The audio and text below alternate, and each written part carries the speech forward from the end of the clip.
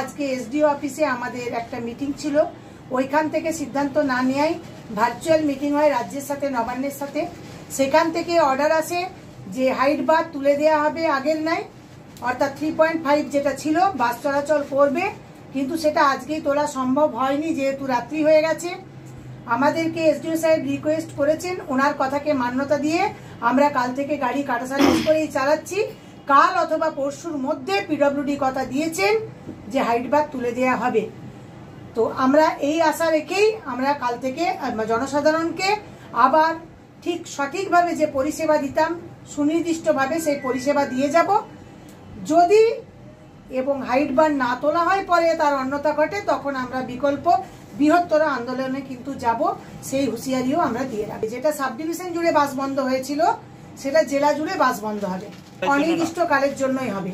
এবং আমরা এটাও বলেছি স্বাভাবিকভাবেই চলাচল করবেন, সেটাই এসডিও স্যার কথা দিয়েছেন।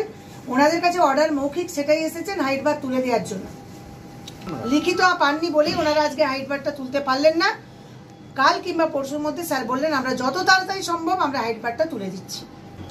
আমাদেরকে ওনারা 1 মাস টাইম নিয়েছেন, যে 1 মাসের মধ্যে ব্রিজের কাজ সম্পন্ন হবে। দেখা যাক সেটা কতদিন সময় নেয়।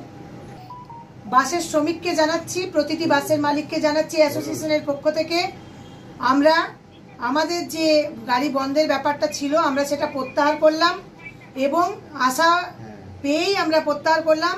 হাইট বার তোলা হবে কাল অথবা পরশু, 2 দিন সময় নিয়েছেন ওনারা। 2 দিনের মধ্যে না হলে তখন আমরা বিকল্প পন্থা ভাবব।